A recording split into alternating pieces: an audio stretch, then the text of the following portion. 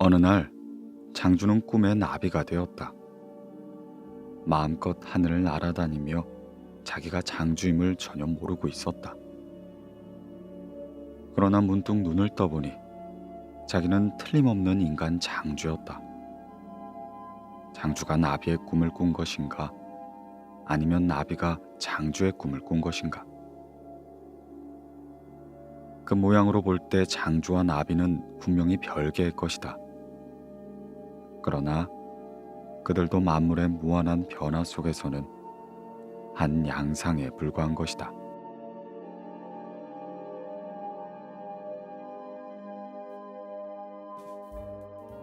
안녕하십니까? 고독한 낭독회 와주신 여러분들 반갑습니다. 방금 들려드린 이야기는 장자 재물론에 나오는 유명한 일화 호전몽의 고사입니다. 사물과 내가 한 몸이 되는 것, 다만 보이는 것은 만물의 변화에 불과할 뿐이라는 거죠. 오늘 고독한 낭독회에서는 오장사상, 도교사상을 대표하는 장자라는 책 준비하여 보았습니다. 이전에 장자 4편 소유유편에 대해 낭독을 해드린 적이 있었죠. 장자 원문에 저자의 해설을 곁들인 책이었는데요. 그 소유유편과 함께 이번 낭독회에서는 여러 의견이 들어가지 않고 원문 글 안에서만 보완된 해설이 있는 재물론 편을 같이 준비하였습니다. 장자가 말하는 인생의 덧없음, 유유자적하게 논일며 인생을 즐기는 삶이 무엇인지 오늘 고독한 낭독회에서 잠시 만나보시죠.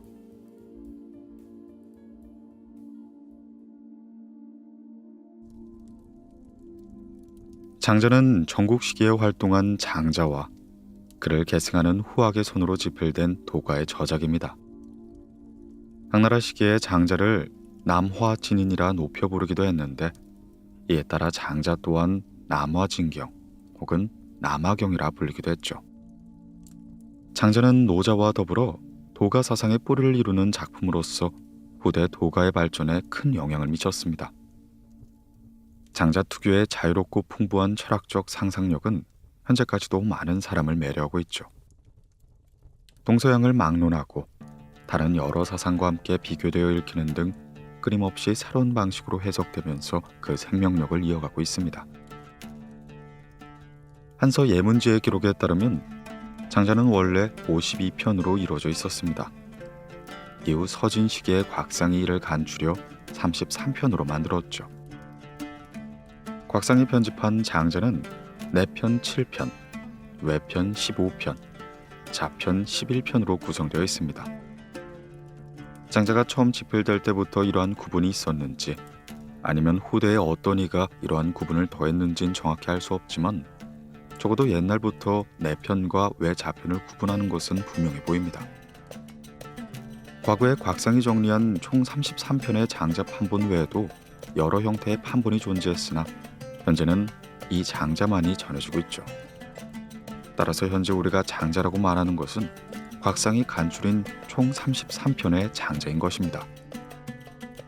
그런데 장자가 내편과 외자편으로 구분되어 있고 또 여러 가지 판본으로 편집되어 전해진다는 것은 내용상 온전히 한 사람 손에서 집필되지 않았음을 설명합니다. 그렇다면 장자의 작자는 과연 누구일까요? 이는 장자 혹은 장주라는 인물이 지은 부분이 어디까지일까? 라는 문제로 바꿔 생각해 볼 수 있습니다. 일반적으로 장자는 장자가 지은 부분과 후대에 그의 학문을 계승하는 자들이 지은 부분이 편집하고 옮겨 쓰는 과정에서 고의 내지는 실수로 섞여 들어간 내용이 합쳐져 있다고 여겨집니다. 따라서 장자라는 인물이 지은 장자 원본이란 과연 무엇일까 하는 호기심이 끊임없이 사람들을 자극했죠. 이 문제에 답하기 위해서는 우선 내용과 구성상 장자 내편과 외자편 사이에 뚜렷한 차이가 있다는 점을 주목해야 합니다.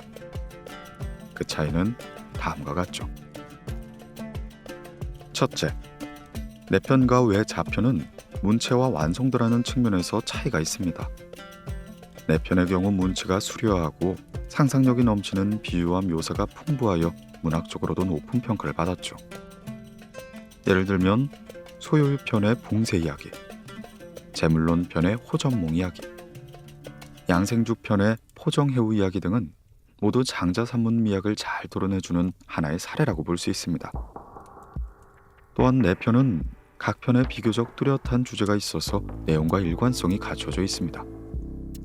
하지만 왜 자편은 내용이 서로 연결되지 않는 경우가 많고 문장 또한 지나치게 난삽하여 가독성이 떨어지는 사례가 보이죠. 둘째, 내편과 외편은 개념 사용 방식에서 차이를 보입니다. 내편에서는 도, 덕, 성, 명 등 단음절 어휘만을 사용했으나 외 자편에서는 도덕, 성명 등 복합 어휘가 등장합니다. 그리고 이는 내편이 외 자편에 비해 시대적으로 앞선다는 걸 말해주는 중요한 사례가 되죠. 셋째, 내편은 각 편의 주제나 핵심 내용을 편명으로 삼았으나 외 자편은 대개 첫머리에 두 글자를 따서 편명으로 삼는 경우가 많습니다. 넷째, 내편에서는 장자를 장주 혹은 주라고 칭하였으나 외 자편에서는 장주라는 호칭 외에도 장자라는 존칭을 사용했습니다. 이는 그를 기록한 작자가 장자가 아니라 장자를 추종한 후대 인물임을 말해주는 중요한 증거가 되죠. 또한 내편에서는 노자의 구절을 직접 인용한 사례가 없으나 외 자편에서는 노자의 구절을 직간접적으로 차용했죠. 역시 성립 시기에 차이가 있음을 말해주는 사례입니다. 이상과 같은 이유에서 일반적으로 내편은 외 자편에 비해 시대적으로 앞서 있으며 내용에 일괄성이 있다고 여겨집니다.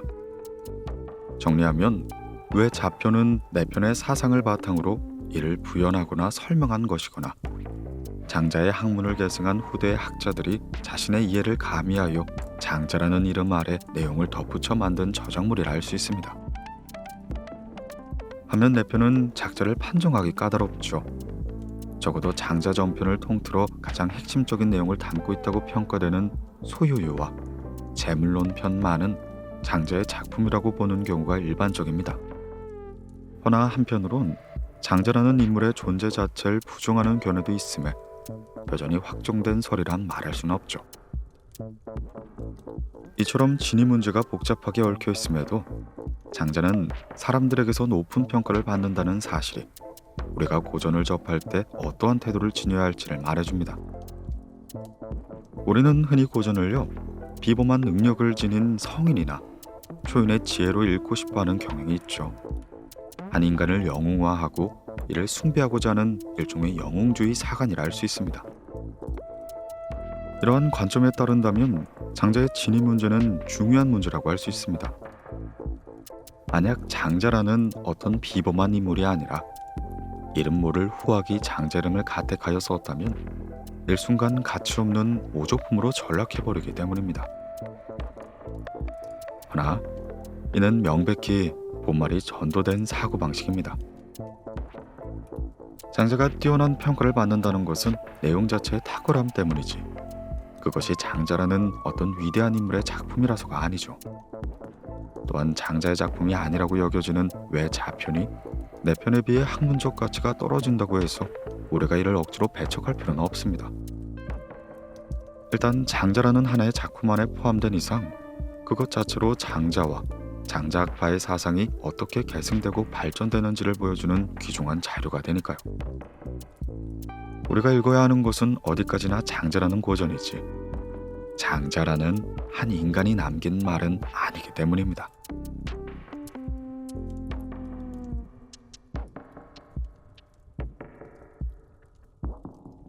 장자라는 인물. 장자의 이름은 주이며 자는 자유라고 합니다. 사마천의 사계에 따르면 장자는 송나라 몽땅 출신으로 철원이란 지역에서 말단볕을 한 적이 있죠. 또한 양나라 해왕, 제나라 선왕과 동시대 인물이라 하였으므로 그의 생존 연대는 기원전 370년에서 300년 사이로 추정할 수 있습니다. 사실 장자라는 인물은 역사의 전면에 드러난 적이 없어 그의 행적을 정확히 살필 방법이 없습니다. 다만 사기에 기록된 내용과 장자 외 자편에 나타난 그의 일화를 통해 간접적으로 그의 인물됨을 추측할 수 있을 뿐이죠. 사기에는 다음과 같이 말하고 있습니다. 그의 학문이 살피지 않은 바가 없지만 그 요체는 결국 노자로 귀결된다. 그의 저서는 총 10만 자가 넘는 글로 이루어져 있는데 그 대부분은 우화 형식으로 되어 있다. 어부편, 도척편, 거여편 등은 모두 공자의 무리를 꾸짖으며 노자의 학술을 밝힌 것이다. 외로워편, 항상자편 등은 모두 사실이 아닌 허구의 우화를 지어낸 것이다. 그렇지만 문장을 잘 짓고 분석이 뛰어나며 적절한 고사와 비유를 들어 유과와 묵과를 논박하였으니 당대의 네로라는 학파들도 이를 피할 수 없었다. 그의 말은 거친 파도와 같이 막힘이 없고 자유로웠는데 이 때문에 어떤 제후나 중신들조차 그를 감히 기용하지 못했다. 한편 자편 여러 구에는 송나라 조상이라는 자가 진나라의 사신으로 갔다 왕의 환심을 사 금이 환영한 일화가 등장합니다. 조상이 송나라로 돌아와서 장자에게 이를 자랑하자 장자는 그에게 이렇게 말했죠. 진나라 왕은 병이 나면 의사를 부르는데 의사가 종기를 터뜨려 고름을 빼주면 술에 한 대를 상으로 내리고 치질을 입으로 핥아서 고쳐주면 술에 5대를 내준다고 한다. 치료 부위가 더러우면 더러울수록 상으로 내리는 수레 또한 많아진다고 하던데 지금 자네가 수레를 받은 걸 보니 왕이 치질을 고친 것이 틀림이 없구나. 이러한 기록을 보면 장자의 호방하면서도 고고한 성품이 잘 드러납니다. 장자는 흔히 오해받는 모습과 달리 절대 현실 정치를 거부하거나 세상을 피해 운둔하지 않았죠. 다만 현실 정치와 세속적 가치를 강하게 혐오한 것은 분명해 보입니다. 장자가 살았던 전국 시기는 온갖 제후가 천하의 패권을 두고 다투던 군웅 할거의 시대였습니다. 이러한 혼란 속에서 학문을 배운 선비들은 각나라 제후들을 찾아다니며 자신의 학설을 설파하고 권력에 의해 쓰이길 바랬죠. 장자는 이러한 세태가 사회 혼란을 더욱 가중한다고 생각했습니다. 온갖 가식과 명분으로 자신의 말과 행동을 지장하는 이들을 강력하게 규탄했죠. 장자의 유가와 묵가 비판이 자주 등장하는 건 역시 그들의 구체적인 사상을 비판했다기보다는 그러한 세태 자체를 비판한 성격이 짙습니다. 이렇게 본다면 장자의 수많은 비유와 우화 속에서 자유와 초월을 상징하는 형상들은 어쩌면 모두 장자 자신을 묘사한 것일 수도 있습니다.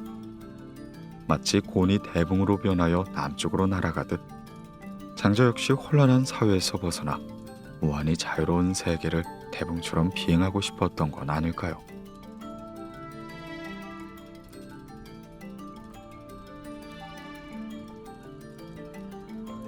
장자 내편.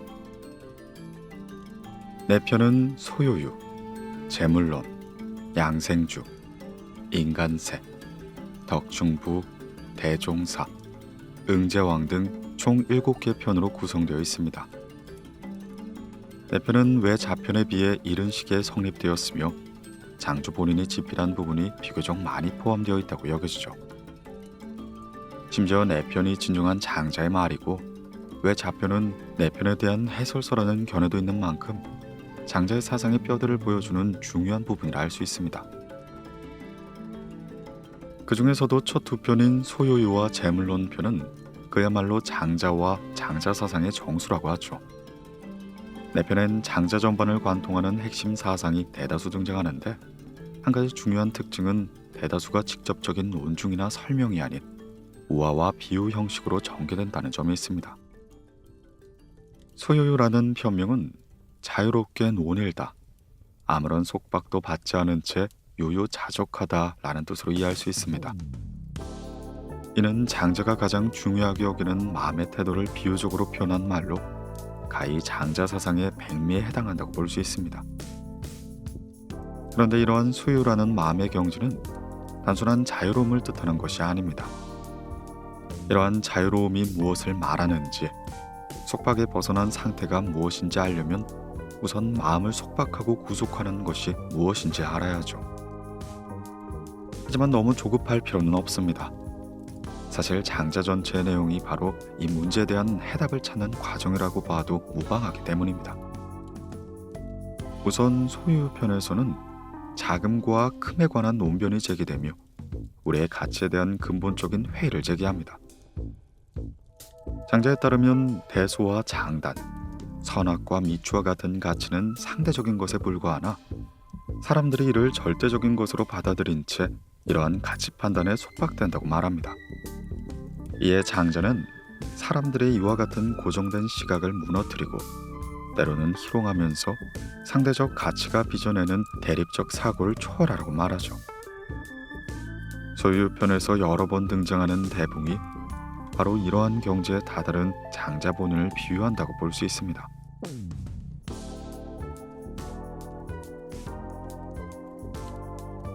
제1편 소요유. 멀고 먼 북쪽 바다에 물고기 한 마리가 살고 있었는데 이름을 곤이라고 했다. 곤의 크기는 몇 천이나 되는지 모를 정도였다. 어느 날 이 물고기가 변신을 하더니 새가 되었다. 그 새 이름을 붕이라고 한다. 붕새의 등 길이는 몇 천이나 되는지 모를 정도다. 이 새가 온 힘을 다해 날면 그 날개가 마치 하늘에 들이운 구름과 같았다. 이 새는 바다가 크게 출렁일 때 남쪽 바다로 날아간다. 남쪽 바다는 천지다. 천지, 하늘의 연못. 재해는 괴이한 일을 기록한 책이다. 재에서는 다음과 같이 말한다. 붕새가 남쪽 바다로 갈 땐 물을 쳐서 3천이나 튀게 하고 배오리 바람을 타고 9만리 하늘 위로 올라가며 6월에 이는 큰 바람을 타고 날아간다. 이에 반해 아지랑이, 먼지는 생물이 숨쉬는 것에 따라 서로 날려다닌다. 하늘이 푸르고 푸르른 것은 하늘의 본래 색깔일까? 아니면 그것이 멀어서 끝이 없기 때문에 그렇게 보이는 것일까? 붕새가 아래쪽을 내려다볼 때에도 역시 이때와 같이 까마득한 광경일 것이다. 해설. 곤이라는 물고기와 붕이라는 새 이야기가 등장합니다. 이 동물들은 인간이 상상도 할 수 없을 만큼 거대한 모습으로 묘사되죠. 한편 눈에 보이지 않을 정도의 작은 아지랑이와 먼지도 이야기되고 있습니다. 이들은 동물들이 내쉬는 숨결에도 이리저리 날아다닙니다. 이처럼 엄청나게 거대한 것과 엄청나게 작은 것이 함께 대비되어 등장하는 이유 무엇일까요? 크다고 하는 것, 작다고 하는 것은 일정한 것이 아닌 때에 따라 달라지곤 합니다. 2미터가 훌쩍 넘는 사람들을 보면 보통 사람은 그 사람을 크다고 생각하겠지만 기린과 비교하면 아주 작은 사람이 지나지 않죠. 장자는 크디 큰 붕새를 우리에게 보여주면서 좁은 세상에 머물러 있는 인간들에게 새로운 시야를 제공하고자 했을지도 모릅니다. 위로 올려다본 하늘은 그저 푸르게 보일 뿐이지만 실제 넓은 우주는 끝없이 막막하고 어둠으로 가득 차 있는 것처럼 말이죠.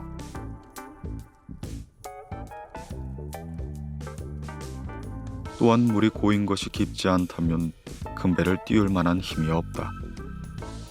물 한 잔을 웅덩이에 부으면 지푸라기가 배가 되어 뜰 수 있지만 그 위에 잔을 올려놓으면 바닥에 닿아버린다. 물은 얕은데 배가 크기 때문이다. 바람이 두껍게 쌓이지 않으면 큰 날개를 짊어져 띄울 힘이 없다. 이처럼 붕새가 9만리를 날아올라 날갯짓을 감당할 만한 바람이 아래에서 쌓인다면 그제야 붕새는 바람을 타고 날 수가 있다. 푸른 하늘을 등진 채 그 어떤 것에도 구애받지 않게 된다면 비로소 남쪽을 향해 날아가고자 한다. 매미와 작은 비둘기가 붕새를 비웃으면서 말했다. 나는 힘차게 날아올라서 드름나무와 다목나무에 다다라 머물곤 하는데 때때론 거기에 닿지 못하고 땅에 내동댕이 쳐질 때도 있다. 그런데 왜 붕새는 구말리나 올라가서 남쪽으로 날아가는 건가? 가까운 시골로 나가는 사람은 새끼 식량을 가지고 갔다 돌아와도 여전히 배가 부를 것이고, 뱃리길을 가는 사람은 하룻밤 묵을 양식을 준비해야 하며, 천리길을 가는 사람은 3개월치의 양식을 준비해야 한다. 그런데 이 작은 벌레 2마리가 무엇을 알겠는가? 작은 지혜는 큰 지혜에 미치지 못하고, 짧은 삶은 긴 삶에 미치지 못한다. 왜 그런지 아는가? 아침에 생기는 버섯은 밤과 새벽을 모르고, 쓰르라미는 봄과 가을을 알지 못한다. 이들은 짧은 삶을 사는 것들이다. 초나라 남쪽 명령이라고 부르는 거북이 살고 있었다. 이는 500년을 봄으로 삼고 500년을 가을로 삼는다고 한다. 아주 오랜 옛날 대춘이라는 나무가 있었다.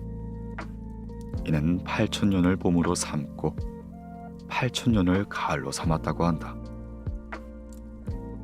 그리고 팽주는 장수한 것으로 유명한데, 보통 사람들이 이에 필적하려고 하니 이 어찌 슬픈 일이 아니겠는가. 해설. 우물 안 개구리라는 속담이 있습니다. 우물 안에서 하늘을 바라보는 개구리는 딱 그 정도만큼의 하늘밖에 보지 못하기 때문에 그것이 세상의 전부인 줄만 아는 거죠. 장자가 보기에 우리 인간들은 마치 개구리와 같다고 생각한 것 같습니다. 모든 것을 알고 있지는 않을 텐데 자신은 모든 것을 알고 있다고 착각하고 우쭐대니까요. 작은 나무에 오르는 것이 전부인 매미나 작은 비둘기는 붕새의 뜻을 이해할 수가 없습니다. 아침 한나절만 피는 버섯은 밤을 모르고, 여름 한철만 사는 매미는 봄과 가을, 겨울을 알 수가 없죠. 어쩌면 우리 인간도 매미나 버섯과 같은 존재에 불과할지도 모릅니다. 인간이 절대적 존재라고 생각하는 것이 그만큼 위험하다는 이야기죠. 그렇다면 어떠한 태도를 지녀야 할까요? 우선 자신이 처한 위치를 분명히 아는 것이 중요합니다. 자신의 한계를 명확히 깨닫고 자신이 알고 있는 것이 절대적이라고 생각해서는 안 됩니다. 예컨대 내 생각은 나에게만 옳은 것일 뿐인데 그것을 절대적으로 옳은 것이라 생각하고 다른 사람에게 강요해서는 안 되는 것이죠. 장자가 말했듯이 인간은 잘해야 100년 정도를 살아갈 뿐인데 수천 수만 년을 살아가는 생물처럼 살아가려고 한다면 분명 문제가 발생하게 되는 거죠.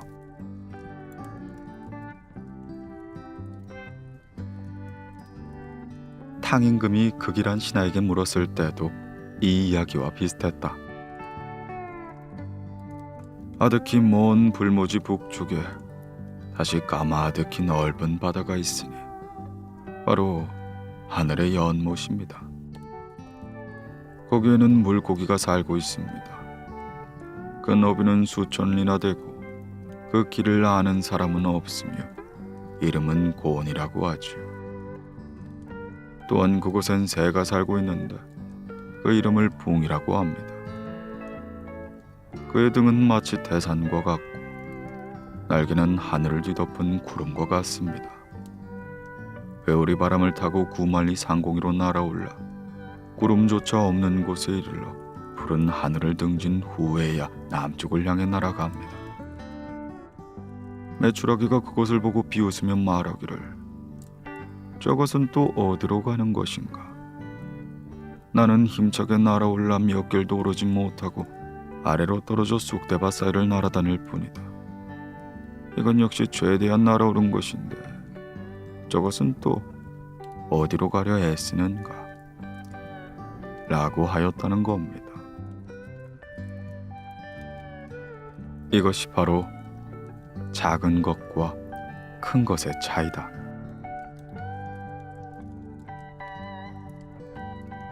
해설.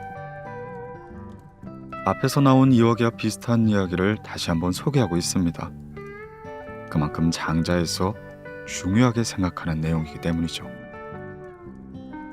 작은 것과 큰 것의 차이라는 것은 인식의 차이를 말합니다. 모든 생물은 각자 타고난 성질을 지닌 채 각자에게 알맞은 환경에서 살아가기 마련이죠. 따라서 자신이 지닌 능력만큼, 자신이 처한 환경만큼 생각하게 됩니다. 작은 새가 볼 수 있는 세상과 큰 새가 볼 수 있는 세상은 분명히 다르기 때문에 작은 새와 큰 새는 생각하는 것도 다를 수밖에 없습니다. 이는 인간도 마찬가지죠. 누구나 처한 환경과 타고난 능력이 달라 보는 것도, 느끼는 것도, 생각하는 것도 다 다를진데 자신이 보고 듣고 생각하는 것이 무조건 옳다고 주장하면 안 되는 것이죠.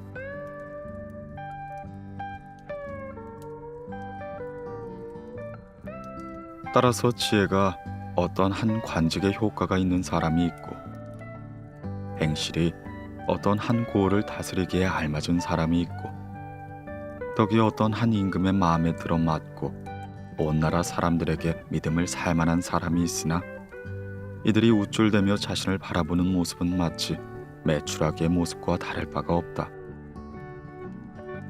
송영자는 그런 사람들을 비웃는다. 그는 온 세상이 그를 칭찬한다고 해도 더 잘하려 애쓰지 않고 온 세상이 그를 비난한다고 해도 더 기죽는 일이 없다. 그는 자기 내면과 외부 사물의 구분을 분명히 하고 명예나 수모 따위가 자신과 상관이 없는 밖의 이름을 확실히 구분했다. 허나 다만 그뿐이었다. 그는 세상의 평가에 조급해하진 않았지만 아직 완전하다고 할 수는 없었다. 열전은 바람을 타고 떠도는데 경쾌하기가 이를 데가 없다. 한번 떠난다면 15일이 지난 뒤에야 돌아오곤 한다. 그는 복을 바라면서 급급해하지 않는다. 이처럼 그는 땅을 딛고 걸어다니는 일로부터 벗어났으나 여전히 의지하는 바가 있다. 그런데 하늘과 땅의 길을 타고 온갖 기운의 변화를 다스려 끝없는 경지에 놓이는 사람이 있다면 어디에 의지하는 바가 있겠는가? 그래서 지는 자기 자아가 없고 신인은 공적이 없고 성인은 이름이 없다 라고 말한다. 해설. 세 가지 유형의 인물을 보여주면서 그 차이를 논하고 있습니다. 첫 번째 인물은 매우 뛰어난 사람이죠. 이 사람은 관직에 올라 임금을 모시고 백성들을 다스리기 적합한 능력이 있습니다. 하지만 장자가 보기에 이러한 사람은 앞에서 말했던 메추라기와 별반 다르지 않습니다. 메추라기는 자신이 얼마나 하찮은 존재인지 모른 채 자기 기준에서 붕세를 무시합니다. 이것은 능력이 뛰어난 사람들도 마찬가지죠. 이들은 스스로를 대단한 사람이라 생각하고는 자신의 생각이 다 옳다고 여기곤 합니다. 실제로는 아주 작은 능력을 지닌 한 인간일 뿐인데 마치 자신이 모든 것을 다 아는 것처럼 행동한다는 것이죠.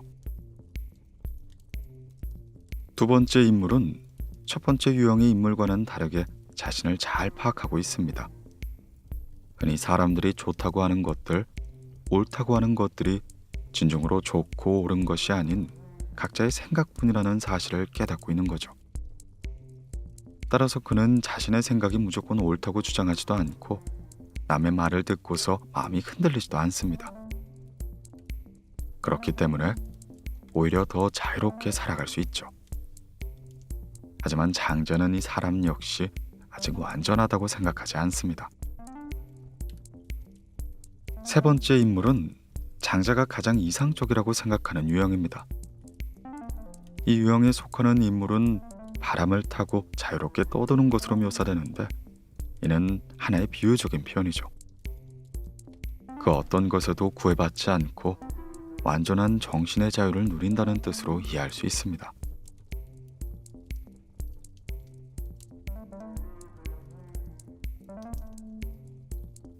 요임금이 천하를 허유에게 물려주고자 말했다. 해와 달이 이미 나왔는데도 횃불을 꺼뜨리지 않는 것은 빛을 내는데 헛수고를 들이는 것이지 않겠습니까? 때맞추어 비가 내리는데도 논밭에 물을 주는 것은 논밭을 윤택하게 하는데 괜히 수고스럽기만 한 것이 아니겠습니까? 선생께서 천하를 다스리는 자리에 오르신다면 천하가 잘 다스려질 텐데 아직도 제가 자리에 지키고 있으니 스스로 부끄러움을 금할 수가 없습니다. 요청컨대 천하를 다스려 주길 부탁합니다. 이에 허유가 말했다. 그대가 천하를 다스려 천하는 이미 잘 다스려지고 있습니다. 그런데도 내가 그대를 대신하여 이름을 쫓고자 하겠습니까? 이름이란 본디 실질에 비교하면 손님 위치에 지나지 않는데 내가 굳이 손님이 되고자 하겠습니까? 뱁새가 깊은 숲속에 둥지를 지을 땐 가지 한 개면 족하고 두더지가 강물을 마실 때도 배를 채울 만큼 마시면 그만입니다. 돌아가시지요. 천하가 내게 무슨 소용이 있겠습니까? 요리사가 음식을 잘 하지 못한다고 해도 제사를 주관하는 자가 그를 대신하지 않는 법입니다.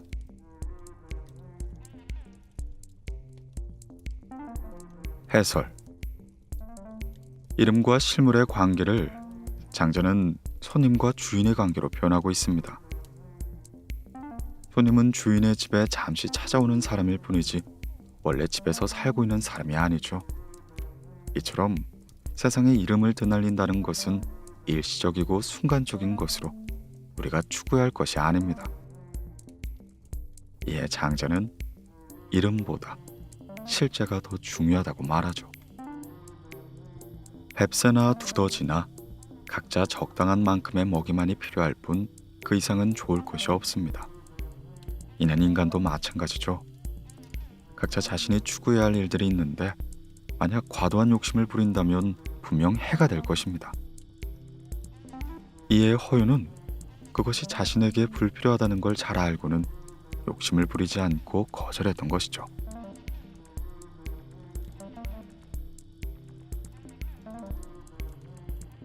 견호가 연숙에게 물었다. 내가 저벽에서 어떤 이야기를 들었는데 너무 황당하고 터무니가 없어 한없이 나가기만 하고 들어올 줄은 몰랐네. 하늘의 은하수와 같이 밑도 끝도 없는 말에 놀라 내 두렵기까지 했다네. 과연 지나치게 상식을 벗어나는 말이었지. 연숙이 말했다. 그래, 그가 무엇이라고 말하던가. 견호가 말하였다. 막고야라는 산에 신인이 살고 있는데 피부는 눈처럼 희고 몸매는 가냘프고 아름다우며 곡식을 먹지 않고는 바람과 이슬을 마신다네. 구름을 타고 용을 몰아 세상 천지 밖에 노는다고 한다네. 그가 정신을 집중한다면 만물이 상하거나 병드는 일이 없고 곡식도 잘 여문다고 하네. 내 이야기가 황당하여 도저히 믿을 수가 없단 말일세. 연숙이 말하였다. 그렇겠지. 장님은 아름다운 무늬가 소용이 없고 귀머거리는 악기의 소리가 무의미한 법일세. 그런데 어찌 신체에만 장님과 귀머거리가 있겠는가? 정신에도 역시 그러한 것이 있네.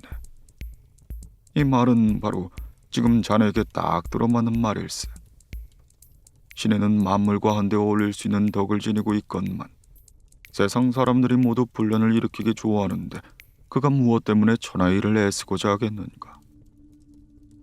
신에는 그 무엇에 의해서도 다치지 않고 홍수가 나서 하늘에 닿을 지경이 되어도 빠지는 일이 없으며 금가뭄으로 새와 독이 녹아 흐르고 흙과 산이 타들어간다고 해도 뜨거움을 느끼지 않는다네. 그의 껍데기만 가지고도 요임금과 손임금을 만들어낼 수 있는데 그가 무엇 때문에 천하 일을 애쓰고자 하겠는가? 해설. 신인이란 도가에서 말하는 이상적인 유형을 가리키는 말입니다. 세상에 어떠한 일에도 구애받지 않고 절대적인 자유 속에서 사는 사람을 말하죠. 이들은 실제 인물은 아니지만 인간이 추구해야 하는 본보기로 말해주고 있습니다. 견호와 연숙의 대화는 이 신인의 경지가 얼마나 대단한 것인지 말해줍니다. 일반인이 보기에 신인이 살아가는 경지는 매우 터무니없이 황당하기만 하죠. 보통 사람들이 생각하는 수준에서 가장 대단한 사람은 모든 권력을 지닌 임금일 것입니다. 하지만 이러한 임금, 그 중에서도 가장 위대한 요임금조차도 신인에 비해선 겨우 하찮은 일을 하는 사람이 지나지 않습니다. 신인은 굳이 임금 자리에 올라 세상을 다스리거나 하지 않아도 세상 만물과 뒤섞여 큰 영향을 미치고 있습니다. 하지만 일반 사람들은 식견이 부족하기 때문에 그저 눈으로 드러나는 권력, 재물과 같은 것만 대단하다고 여기는 것이죠.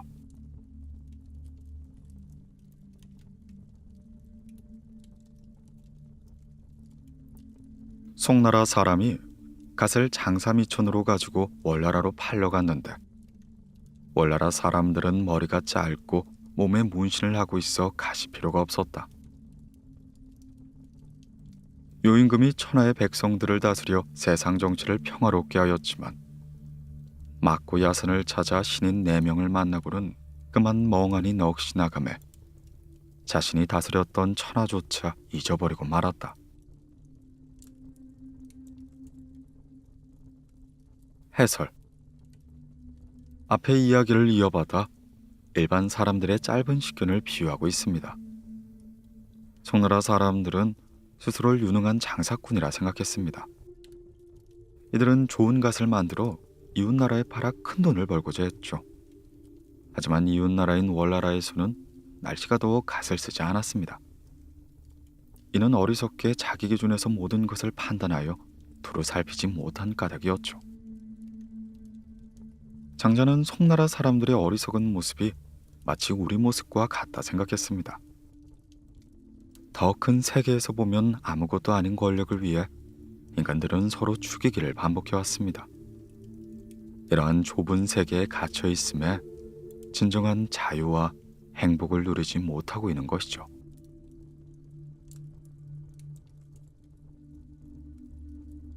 해자가 장자에게 말하였다. 위나라 왕이 내게 큰 박씨를 보내주었는데 그것을 심었더니 5 섬들의 박이 열렸다네. 여기에 마실 물을 담아보니 너무 무거워 들 수조차 없었네. 그래서 이를 쪼개어 바가지를 만들었더니 또한 너무 널찍하고 평평하여 아무것도 담을 수가 없었어. 이것이 괜히 크기만 하고 쓸모가 없기에 나는 이것을 부숴버리고 말았다네. 장자가 말하였다. 전에는 큰 것을 쓰는 법이 서툴구만. 이 송나라 사람 중에 손이 트지 않는 약을 잘 만드는 사람이 있었다네. 때대로 솜을 물에 빠는 일을 하였지. 한 손님이 그 얘기를 듣고는 손이 트지 않도록 하는 약을 만드는 비법을 큰 돈을 주고 사겠다 제안을 했지. 송나라 사람들은 가족을 모아놓고 상의했다네. 지금까지 우리는 대대로 솜을 빠는 일을 하고 있었지만 이것은 겨우 푼돈을 버는데 불과했다. 근데 지금 그 기술을 팔면 하루아침에 큰 돈을 벌 수 있게 생겼으니 비법을 그에게 내주도록 해야겠다. 그렇게 비법을 얻은 손님은 오나라로 가서 왕에게 이 약을 전쟁에 사용하도록 선전을 했지. 그런데 마침 월나라가 오나라를 침범해 오는 바람에 오나라 임금은 그를 장소로 삼았다네. 그는 겨울철에 월나라 군사들을 물에서 맞아 크게 묻을 넣고 결국 오나라에서 영토를 받아 제후까지 되었다네. 앞서 말했듯이 손을 트지 않게 하는 비법은 같았지만 어떤 사람은 그것으로 나라의 땅을 받고 다른 어떤 사람은 솜을 빠는 일에 벗어나지 못한 걸세.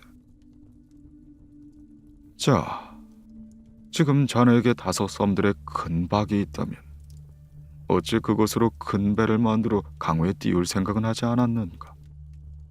그러면서 그것이 널찍하고 평평하여 아무것도 담을 수 없다고 걱정했으니 자네는 작고 꼬불꼬불한 쑥대처럼 옹졸한 마음을 가지고 있는 모양일세. 해설. 해시와 장자는 서로 친구이면서도 늘 생각이 달라 논쟁을 벌이곤 했습니다. 이 구절에서도 먼저 해시는 장자의 사상이 터무니없고 황당하다 공격을 했죠.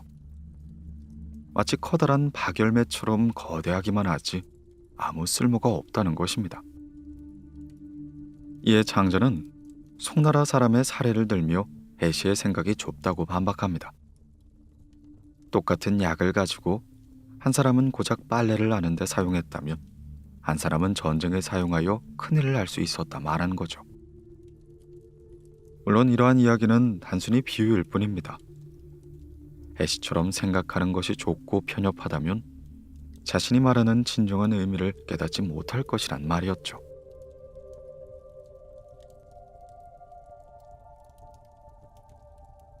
해시가 장자에게 말하였다. 내게 큰 나무 한 그루가 있는데 사람들은 그것을 가죽나무라 부른다네. 큰 줄기는 울퉁불퉁하여 직선을 그리는 자로 사용할 수 없고 작은 가지는 꼬이고 구부러져 있어 원이나 네모꼴을 그리는 도구로 사용할 수 없더래. 하여 그 나무는 길가에 서 있지만 목수가 거들떠보지도 않지. 지금 그대의 말이 그렇다네. 크기만 하고 쓸 곳이 없으니 사람들이 하나같이 외면하는 것일세. 이에 장자가 말하였다. 자네는 고양이나 족제비를 보지 못했는가? 몸을 낮추고 엎드려선 튀어나올 먹이를 노리는데 높은 곳 낮은 곳을 가리지 않고 이리저리 뛰어다니다 결국 덫이나 그물에 걸려 죽고야 마는 걸세. 반면에 크고 검은 소 하나를 떠올려보게. 그 덩치가 마치 하늘에 들이운 구름과도 같지. 비록 쥐를 잡지는 못하겠지만 훨씬 더 큰일을 할 수 있는 거네. 지금 자네는 이처럼 큰 나무를 가지고 있으면서도 쓸모가 없다고 고민을 하는데 어째서 아무도 없는 광활한 들판에 심어두곤 유유자적하게 논을며 잠을 자거나 하진 않는 것인가? 그 나무는 도끼에 찍힐 일도 없고 아무도 해칠 사람이 없는데 쓸모가 없다고 하여 무슨 괴로움이 있겠는가?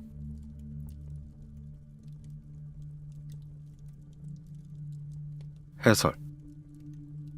해시는 계속해서 장자의 말이 쓸모가 없다고 비판하고 있습니다. 자신에게 울퉁불퉁한 나무 한 그루가 있는데 크기만 클 뿐 어떤 물건도 만들 수 없다는 것이죠. 역시 장자의 말을 비꼬고 있습니다. 하지만 장자 역시 가만히 있지 않았죠. 고양이나 족제비를 예로 들며 보통 사람들이 쓸모있다고 하는 것이 얼마나 의미 없는지를 말하고 있습니다. 고양이나 족제비는 이리저리 열심히 돌아다니며 쥐도 잡고 닭도 잡지만 그래봤자 결국 그물에 걸려 죽게 될 뿐이라는 것이죠. 그에 반해 검은 소는 쥐 한 마리를 잡지 못하더라도 즐겁고 편안하게 삶을 살 수 있습니다. 이는 우리 인생에도 비유할 수 있을 겁니다. 사람들은 쓸모있고 가치 있는 것들을 말하며 그것을 추구하려 온갖 고생을 다하지만 과연 그것이 진정으로 의미 있는 일인진 아무도 모른다는 것이죠.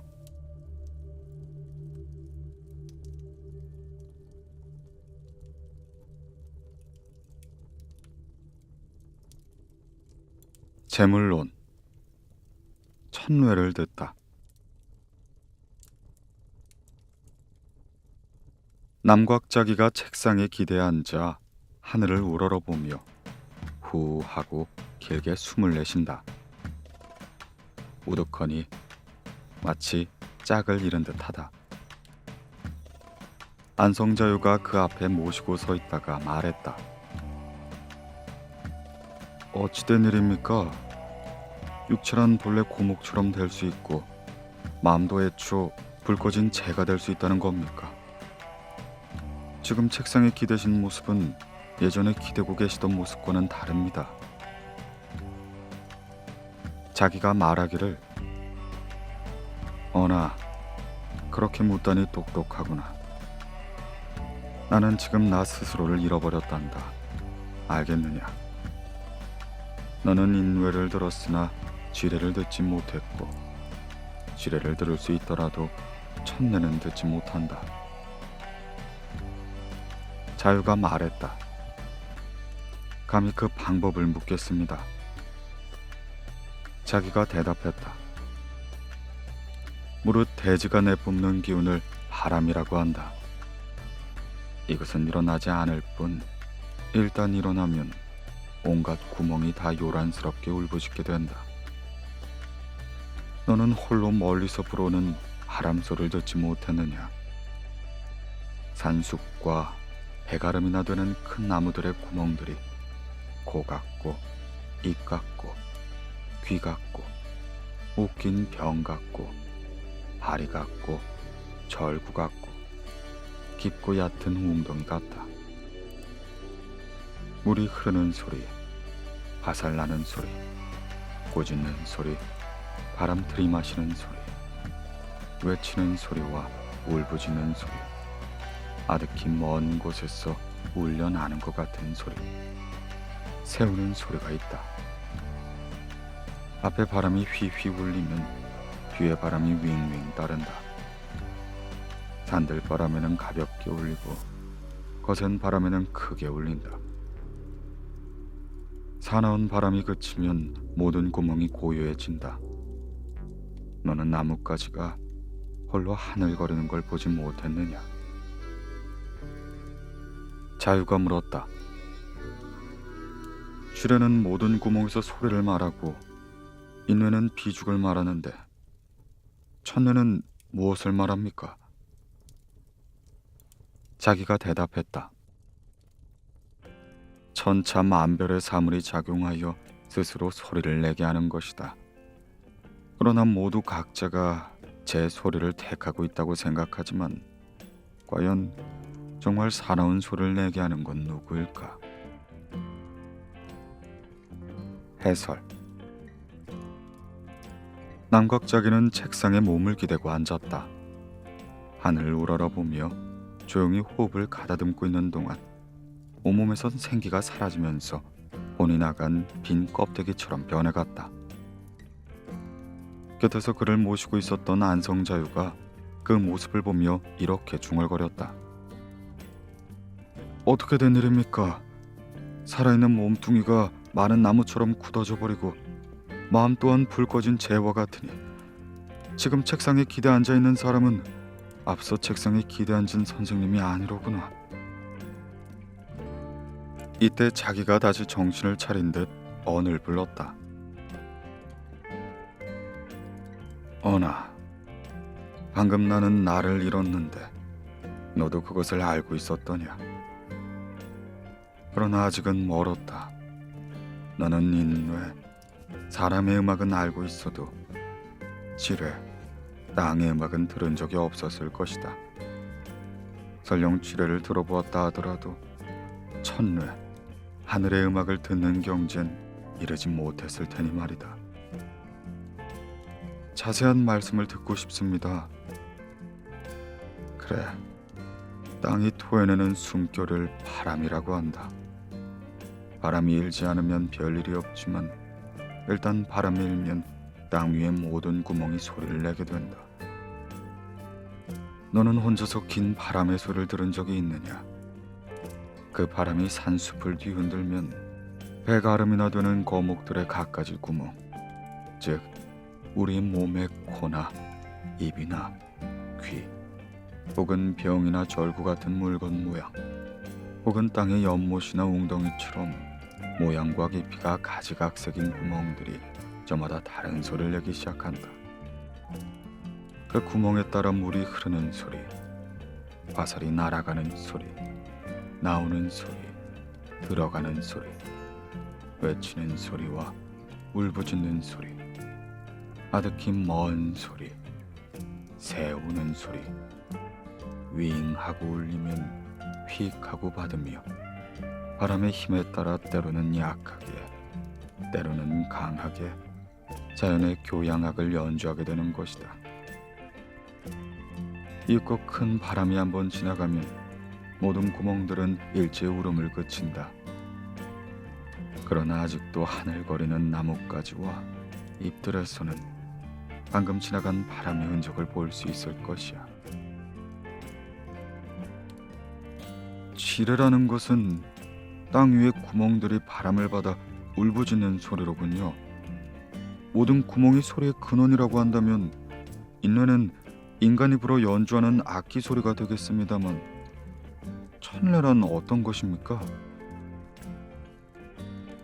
지뢰든 인내든 간에 오는 것은 천차만별이다. 다만 각각 제 소리와 제 음색으로 소리를 낸다.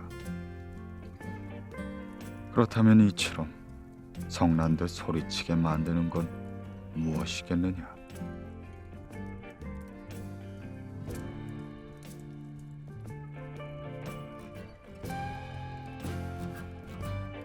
참된 주인은 누구인가? 많이 알면 여유가 있고 적게 알면 소심해지며 위대한 말은 활달하나 사소한 말은 수다스럽다. 잘 때도 혼이 헛갈리며 깨어서는 형태로 전개한다. 외부 사물과 접촉하고 관계를 맺으니 마음은 항상 투정하게 된다. 느린 사람이 있고 파고드는 사람도 있고 세밀한 사람도 있다. 조그마한 두려움에 조바심을 내기도 하고 큰 두려움에 여유를 보이기도 한다. 말하는 것이 화살과 같다 함은 그 시비가림을 이루고 그 머무름이 맹약에 얽힌 제우들과 같다 함은 더 나은 것을 차지하려는 모습이다.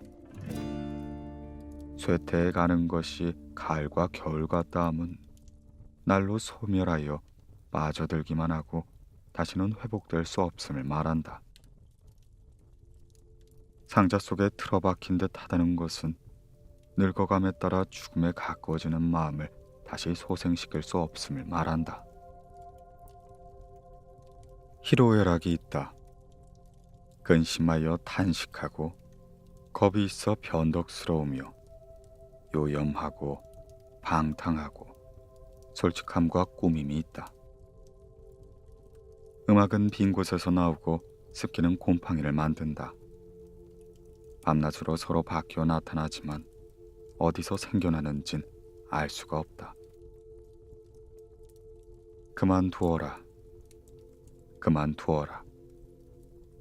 갖가지 감정의 변화는 밤낮 없이 눈앞에 차례차례 나타나지만 그것이 어디서 생겨나는지를 모른다.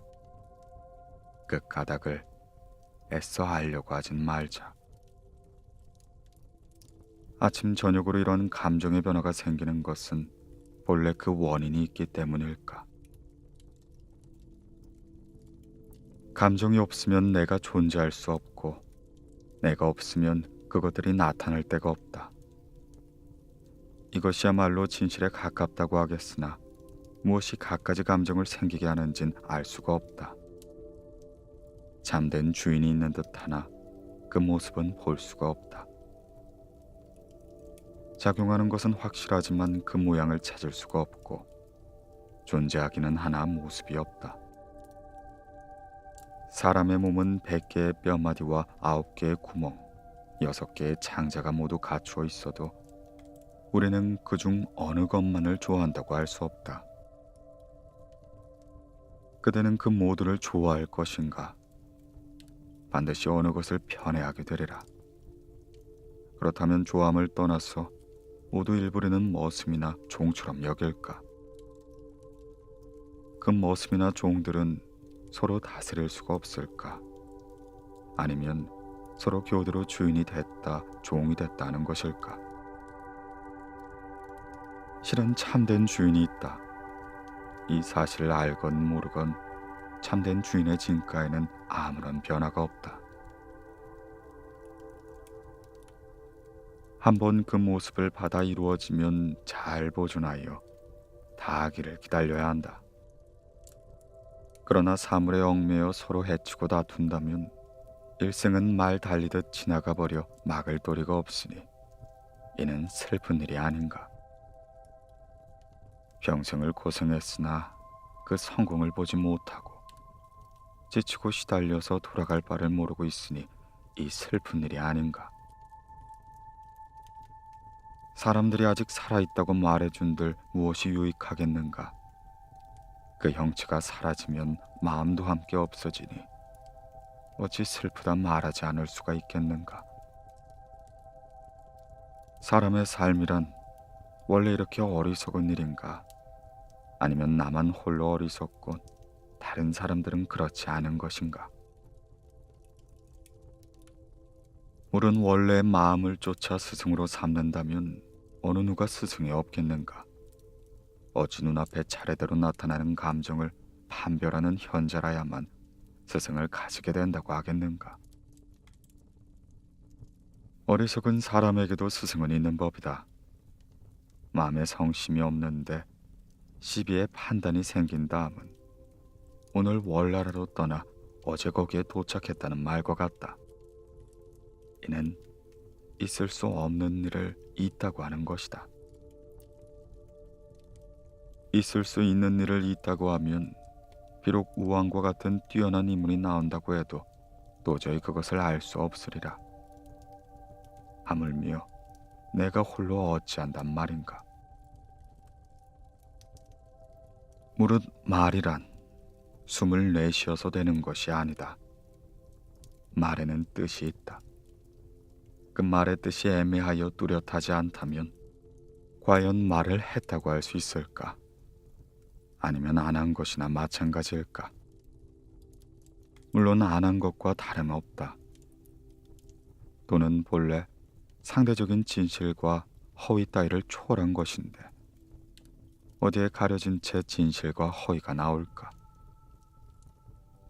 말은 본래 소박한 것인데 어디에 가려진 채 시비가 나올까? 참된 돈은 어디에나 있고 소박한 말은 어디에서나 받아들여진다. 그런데 돈은 잔재주에 가려지고 말은 화려한 수식 속에 파묻힌다. 그러므로 유가와 묵가의 시비가 있다. 그들은 그른 것을 옳다 하고 옳은 것을 그르다고 한다. 그들이 그르다고 하는 것을 옳다고 하고 그들이 옳다고 하는 것을 그르다고 하려면 그러한 시비를 초월한 명지의 처지에 서느니만 못하다. 해설.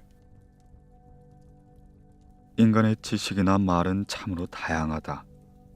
포괄적인 인식, 분식적인 탐구, 간결한 표현, 번잡한 잔소리. 사람과 경우에 따라 여러모로 다른 형태를 갖는다. 인간이란 그 어느 경우에도 지식과 말에 의존하여 꿈속에서도 바깥 사물을 추구하고 잠에 깨어서는 온 정력을 다 기울여 투쟁에 몰두한다. 때로는 거칠게, 때로는 심각하게, 때로는 세심하게, 불안에 떨고 절망에 몸부림치며 서로 맞서 싸우는 것이다. 시비를 가리는 것은 사직에서 판단하는 것과 흡사하고 자기 주장을 끝내 고집하는 것은 맹약에 얽힌 제후들의 관계를 연상케 한다. 가을 겨울의 냉기에 시들어 떨어지는 초목과도 같이 육신의 건강은 나날이 쇠약해져만 가고 숨을 제대로 못 쉬는 노인처럼 정신도 날로 제 기능을 잃어가는 것이다. 기뻐하는가 하면 어느덧 성을 내고 슬퍼하는가 하면 어느덧 즐거워하는 것과 같은 인간 심리의 모든 형상은 대간절 무엇에서 기인하는 것일까? 우리의 심리는 빈 곳에서 울려나오는 소리나 습기 찬 땅에서 생겨나는 곰팡이처럼 끊임없이 변해가고 있다. 다만 무엇이 그 궁극의 원인인진 알지 못하는 것이다. 그렇지만 아침 저녁으로 마음이 변하는 걸 보면 역시 무엇인가가 마음을 움직이고 있는 것일 것이다. 누군가는 이렇게도 말한다. 바깥 사물이 존재하지 않으면 자기라고 하는 의식은 생겨나지 않는다. 따라서 마음의 변화란 바깥 사물과 자기 내부에서 생겨나는 것이다. 이 말은 일면 타당하나 그것으로 충분하다고 할 수 없다. 왜냐하면 이 말을 인정한다고 해도 신적 기능의 근원에 대한 해답은 나오지 않았기 때문이다. 인간에게 심적인 기능이 부여되어 있는 이상 그것을 부여한 그 무엇이 틀림없이 존재할 것이다. 즉, 참다운 주제자의 존재를 전제해야 한다. 허나 그 존재를 명시할 수는 없다. 사람의 몸을 보더라도 같은 말을 할 수가 있다. 인체에는 100개나 되는 뼈마디와 9개의 구멍, 6개의 창자가 갖춰 있다. 그러나 나는 무엇에 의해 이것들을 지배하고 있는 것일까? 그 전부를 사랑할 수도 없고 어느 하나만을 특별히 돌보아 줄 수도 없는 걸 보면 그것들은 모두 나를 섬기는 신하와 종이 아닌가?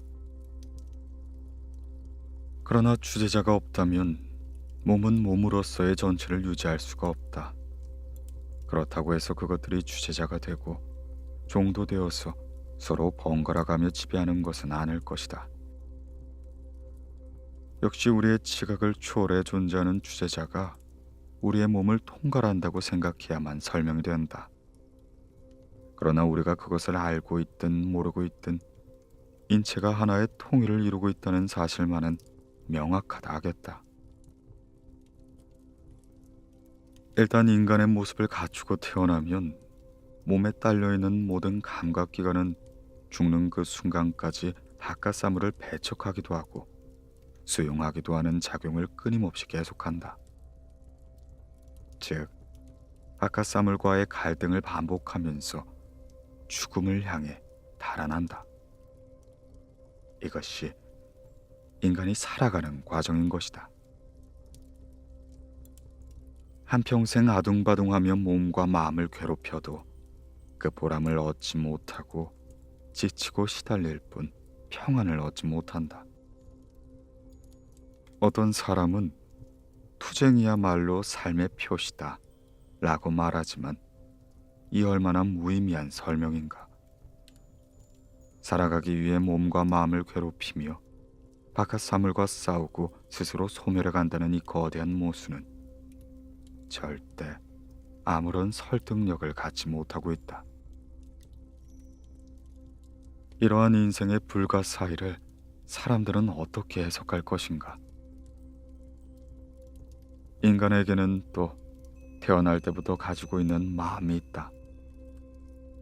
성심 자체에는 슬기롭다거나 어리석다는 구별이 없다. 그러나 이 성심은 살아가는 동안에 바깥 사물과 대립하면서 변질되어 간다.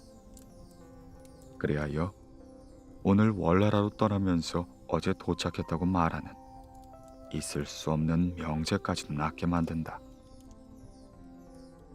불가능한 것을 가능하다고 논중하는 인간의 지혜는 마침내 우왕의 신지도 미치지 못하는 경지에 도달한 것일까? 말이란 빈 곳에서 울려나오는 소리가 아니다. 말에는 뜻이 포함되어 있다. 그러나 그 뜻이 확정된 것이 아니면 말은 성립될 수가 없다. 만일 성립한다면 말이 새 울음소리와 다르다고 해보았자 실상 둘 사이엔 별다른 구별이 없을 것이다. 도대체 도에서 참과 거짓의 구별이 생기고 말의 옳고 그름의 구별이 생기는 것은 무엇 때문일까? 원래의 도는 만물의 두루 편재 있는 것이고 말은 도와 형체와 그림자가 서로 얽혀 있는 것인데 그것을 지식으로 구속하려 들기 때문이다.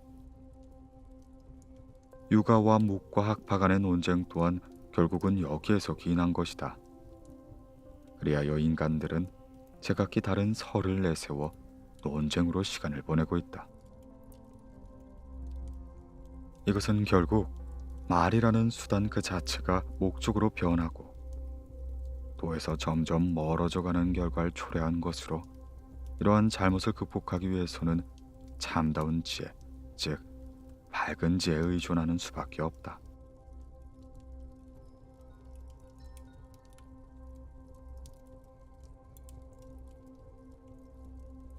만물 제동. 만물은 저것이 아닌 것이 없고 이것이 아닌 것이 없다.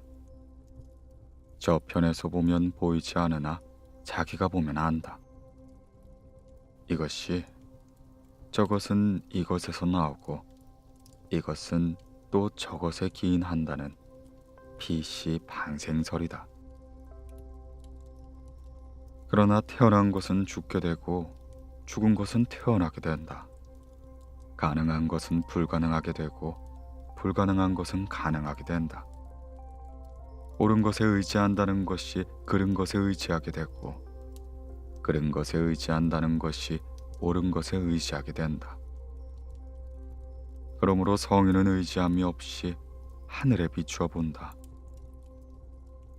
이러한 것도 역시 의지하는 것이나 이것은 또한 저것이요 저것은 또한 이것이 되는 경지다.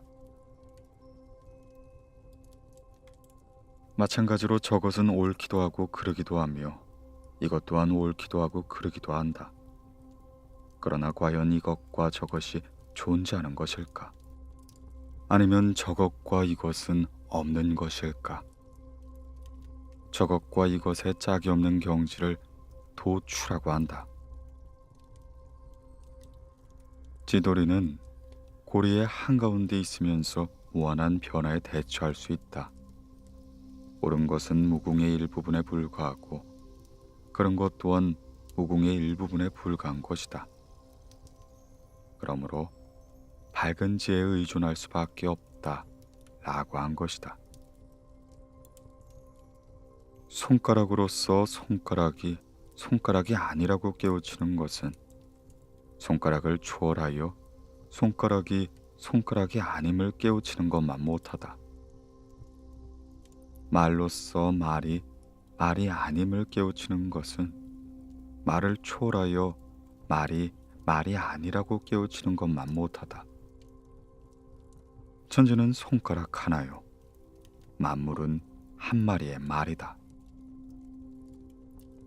가한 것을 가하다고 하고 가하지 않는 것을 가하지 않다고 한다. 또는 움직임으로써 이루어지고 만물은 이름을 붙임으로써 이루어진다. 무엇이 그렇다고 하는가? 남들이 그렇다고 하는 것을 그렇다고 한다. 무엇이 그렇지 않는다고 하는가? 남들이 그러지 않다고 하는 것을 그러지 않다고 한다. 만물은 본디 그렇다고 긍정할 것이 없고 옳다고 인정할 것이 없다. 또한 만물은 본디 그렇지 않다고 부정할 것이 없고 옳지 않다고 부정할 것이 없다. 그러므로 이를 설명하기 위해 풀립과 기둥, 문둥이와 서시를 든다. 야릇하고 괴상한 것도 도의 측면에선 하나가 된다. 나누어지는 것이 곧 이루어지는 것이요 이루어지는 것은 곧 허물어지는 것이다. 물은 만물은 이루어짐도 허물어짐도 없이 통틀어 하나가 된다. 오직 도에 통달한 사람만이 만물이 결국 하나임을 안다. 도에 통한 사람은 구별하지 아니하고 이것을 떳떳함에 맡긴다. 떳떳함은 쓰는 것이요 쓰는 것은 통하는 것이요 통하는 것은 얻는 것이다. 어둠이 있어야만 도에 접근한다. 도에 따를 뿐이다. 이미 그러하고도 그러한 것을 알지 못하는 경지를 도라 이른다. 해설. 모든 존재는 저것과 이것으로 구분된다. 그러나 저쪽에서 보면 이것은 저것이 되고 저것은 이것이 된다. 즉 저것은 이것이라는 개념과의 비교와 대립에서 성립이 된다. 또 이것이라는 것은 저것과의 개념과의 비교와 대립에서 성립된다. 그러나 상대적인 것은 저것과 이것에 국한되지 않는다. 삶과 죽음, 가능한 것과 불가능한 것, 옳은 것과 그른 것 등의 관계도 이와 마찬가지다. 모든 사물은 서로 의존하는 동시에 서로 배척한다. 그러므로 성인은 이것이냐 저것이냐의 속박됨 없이 변화하는 자연에 순응할 뿐이다. 이것 또한 어떤 입장에 근거한 판단임에 틀림이 없으나 이 입장에서 보면 이것과 저것은 상대적이 아니며 양자는 동시에 옳기도 하고 그르기도 한다. 즉 양자의 구별이 존재하지 않게 되는 것이다. 이같이 하여 나와 다른 것의 대립을 해소시키면 개별적인 존재를 초월하여 도취의 경지에 이른다. 돌을 체득한 사람은 문짝의 치돌이가 고리를 축으로 회전하는 것처럼 끊임없이 변화하면서 그 무궁한 변화에 대응해 나갈 수 있다. 이 도취의 경지에 이르면 옳고 그른 것의 대립이 해소된다. 밝은 지혜에 따른 것이 바로 이것을 말하는 것이다. 손가락의 개념을 분석하여 그 말이 존재로서의 손가락과 일치하지 않는다고 하고 말이라는 개념을 분석하여 그 말이 존재로서의 말과 일치하지 않는다고 논중한 사람이 있다. 만일 이들이 이러한 논리로 우리들의 인식 능력이 불완전함을 강조하려 한다면 그 방법은 오히려 잘못된 것이다. 개체를 초월하면 손가락이라는 존재는 손가락이면서 손가락이 아니고 말이라는 존재는 말이면서 말이 아니기 때문이다. 즉 상대성을 초월한 도의 입장에서 본다면 손가락도 하나의 천지라 할 수 있고 말 한 마리도 만물이라고 할 수 있다. 말에 있어서는 옳고 그름의 구별이 명확하다. 도는 무한히 변함으로써 완전한 존재가 되지만 그것이 나타난 하나하나의 사물에 대해서는 그 각각에 해당하는 말이 필요하다. 즉 그런 것은 그렇다, 아닌 것은 아니다라고 하듯이 그 뜻이 확실히 정해져 있지 않으면 말이 성립되지 않는다. 그렇지만 말의 표현 대상인 사물은 원래가 개별적인 동시에 보편적인 존재다. 따라서 풀립과 기둥, 몽둥병자와 미녀 서시를 예로 든다면 전자는 그 크기에, 후자는 그 아름다움과 추함에 대해 각각 극단적인 차이를 보이게 된다. 다만 그 역시 동일한 것이다. 또한 아무리 상상을 벗어난 기괴한 사물이라고 하더라도 도의 견지에서는 모두가 동일한 것이다. 형식뿐만이 아니라 운동에 있어서도 같은 말을 할 수 있다. 일면 파괴로 보이는 현상도 다른 면에서 보면 완성일 수 있다. 반대로 완성이 곧 파괴일 수도 있다. 즉 일체의 존재는 형식과 운동을 막론하고 어떠한 구별도 없는 것이다. 이 만물제동의 이치를 체득한 사람, 사물을 선택하는 입장이 아니라 사물의 떳떳함을, 즉 자연의 형상에 맡길 뿐이다. 떳떳하다는 뜻의 용은 쓴다는 뜻의 용과도 통하고 이것은 다시 통한다는 통과 통한다. 자연의 작용에는 무리함이 없다. 통은 또 얻는다는 뜻과 통한다. 우리가 없는 작용을 통해서만 사물은 존재로서의 의의를 갖게 된다. 일체의 존재를 있는 그대로 긍정하는 경지에 도달했을 때 우리의 인식은 만유의 실상에 가까워졌다고 할 수 있다. 또한 일체화란 자연에 맡기려는 의식마저도 없는 만유의 실상에 가까워졌다고 할 수 있다. 또아의 일체화란 자연에 맡기려는 의식마저도 없는 상태를 이루는 것이다.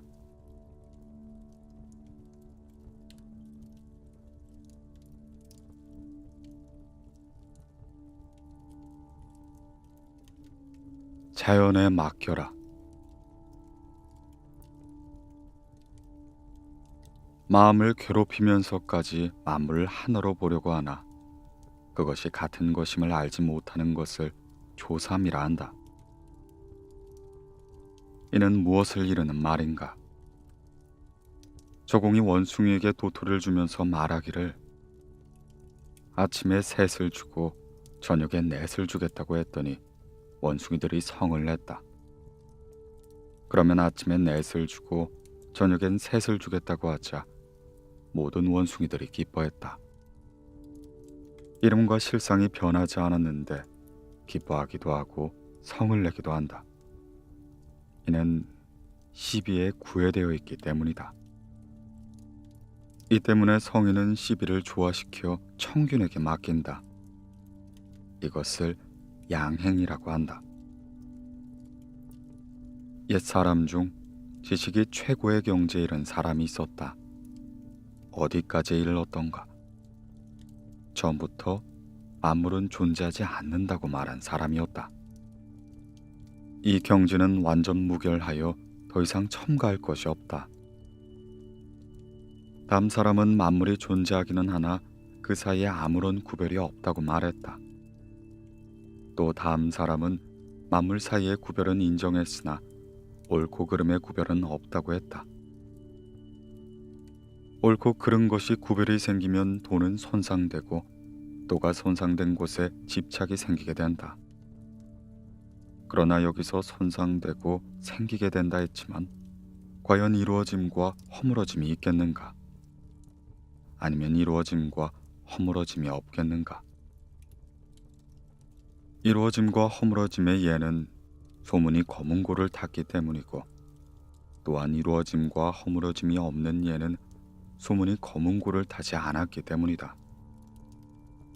소문은 검은고를 타고 사강은 지팡이로 가락을 맞추며 해자는 책상에 기대어 담론을 했다. 세 사람의 재능은 매우 훌륭하여 후세까지 그 이름이 기록되어 있다. 다만 문제는 그들이 그것을 지나치게 좋아하여 보통 사람들과는 달리 사람들에게 뚜렷이 밝혀 보이려 한 점이다. 그러나 뚜렷이 밝힐 수 없는 것을 밝히려 했으므로 해자의 경우는 견백론 같은 궤변의 어리석음으로 끝났고 소문의 경우는 그 아들의 아버지의 검은고줄, 즉 기술을 이어받는데 그쳤을 뿐 평생토록 발전을 이루지 못했다. 이런 것을 가리켜 도를 이룬 것이라 한다면 우리도 도를 이룰 수가 있다. 이런 사람들이 도를 이루지 못한 것이라 한다면 모든 사물과 함께 우리도 도를 이룰 수 없다. 그러므로 참된 도를 흐르게 하는 빛을 성인은 제거하려고 한다. 자기의 판단을 가하지 않고 평상시의 자연스러움에 맡기는 것.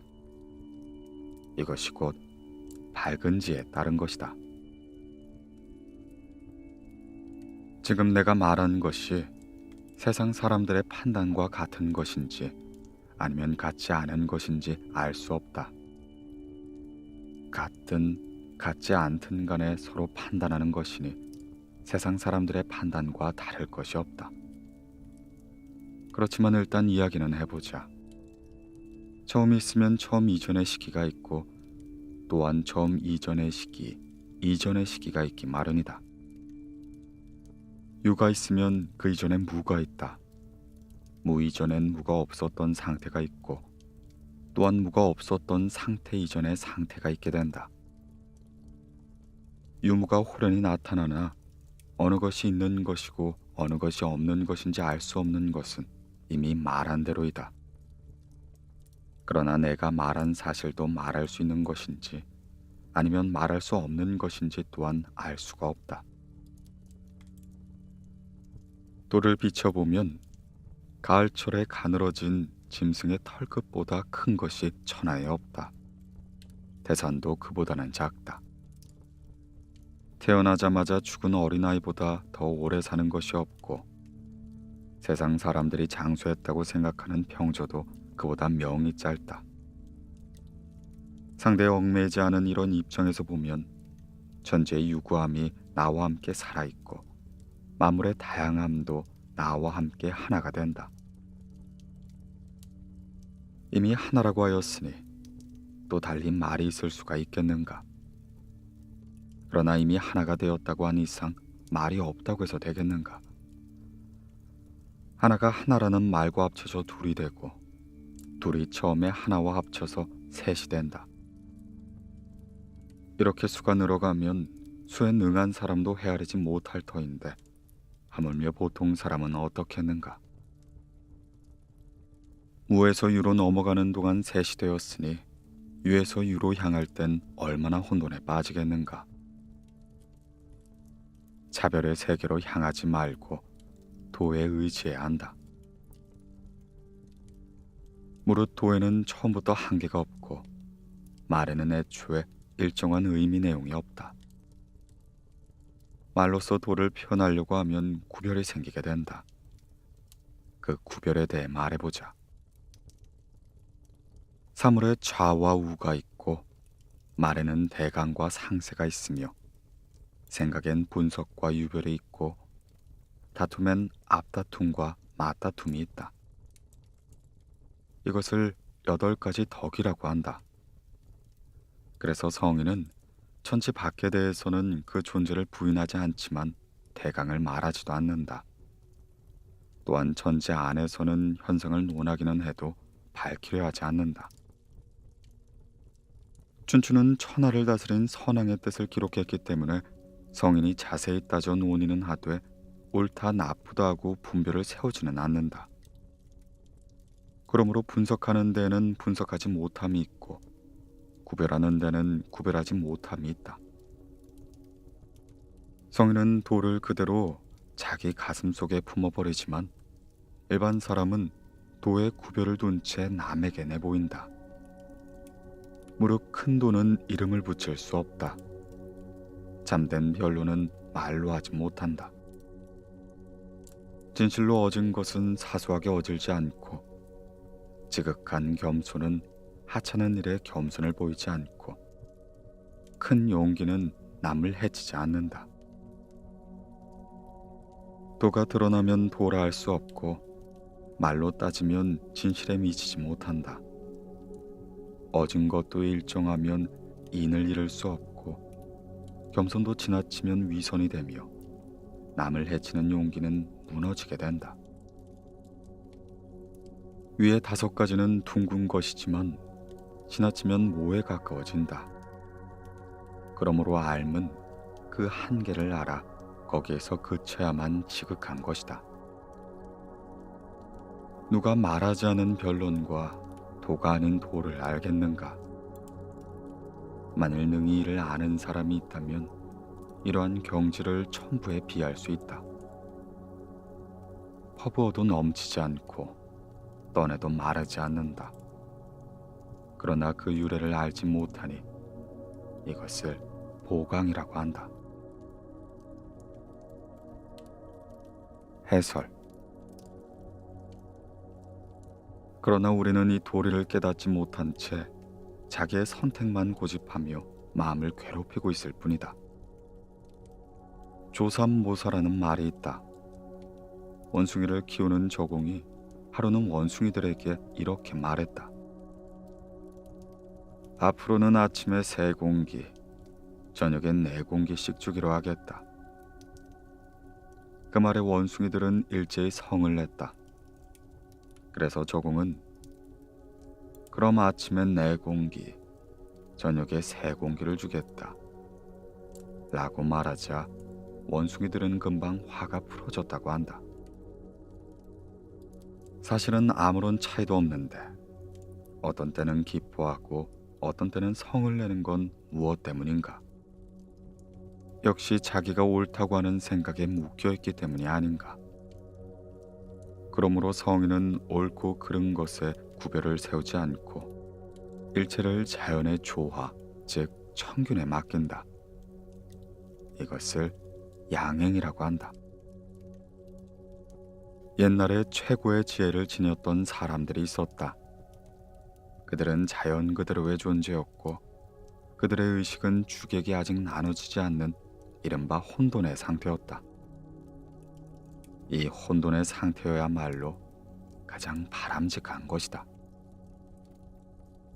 시대가 내려옴에 따라 사람들은 자신들이 둘러싸고 있는 세계를 의식하기 시작했다. 이리하여 인식작용이 생기게 되었으나 객체로서의 사물에 구별을 두지 않았다. 다시 시대가 내려오자 사람들은 사물의 구별을 의식하게끔 했다. 그러나 아직 가치관념은 생겨나지 않았다. 이윽고 가치관념이 생겨나자 돈은 허물어지고 말았다. 그리고 그와 동시에 인간에게 집착하는 마음이 생기게 되었다. 그러나 과연 도에 이루어지고 허물어지는 성유의 구별이 있는 것일까? 검은고의 명인이었던 소문의 연주를 생각해보자. 소문의 연주는 분명히 신묘한 가락을 이루었다. 그러나 반면에 그는 연주되지 않는 우수한 가락들을 잃게 되었다. 소문의 연주, 즉 인간의 자귀가 성과 휴의 구별을 낳았다고 말할 수 있다. 비단 소문의 검은고에 국한된 것이 아니다. 사강의 작곡이나 해자의 논리학은 모두 인간 능력의 최고 단계에 도달했기 때문에 불후의 이름을 남길 수가 있었다. 분명 그들은 위대했다. 그러나 자기 재주나 지혜의 힘을 과시하고 그 가치를 절대적인 것으로 믿었기 때문에 도에서 벗어나고 말았다. 그 결과는 해자의 논리와 마찬가지로 한낱 궤변에 그치고 말았다. 소문의 아들 역시 아버지의 기술에 얽매여 이상의 경지에 이르지 못하고 말았다. 만일 소문, 사광, 해자 이 세 사람이 성취한 것을 성이라고 한다면 인간이 하는 일은 모두 성이라 할 수 있다. 그러나 휴에 불과하다고 단정해버린다면 인간이 하는 모든 일은 물론 사물의 변화마저 휴 아닌 것이 없게 된다. 그러므로 인간은 무념무상의 상태를 최고의 지혜로 알고 선택하는 일 없이 자연에 맡길 뿐이다. 바로 이것이 밝은 지혜에 따른다는 것이다. 지금까지 사물엔 본래 구별이 없다는 이야기를 해왔다. 그러나 나의 주장 역시 옳고 그른 것을 따진 것이란 견해가 있을 수 있다. 옳고 그른 것을 따지든 따지지 않든 그것이 판단인 이상 양자의 차이는 없다고 말할 수 있을 것이다. 인간의 판단에 항상 있게 마련인 한계를 염두에 두고 다시 인식 문제에 대한 고찰을 해볼까 한다.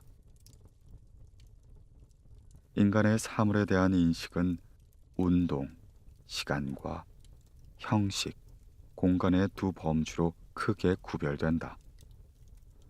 먼저 운동을 살펴보면 어떤 운동이든 처음이 있다는 걸 전제로 하게 된다. 처음이 없으면 운동은 성립되지 않는다. 즉 처음은 모든 운동에 있어서 가장 기본적인 개념이다.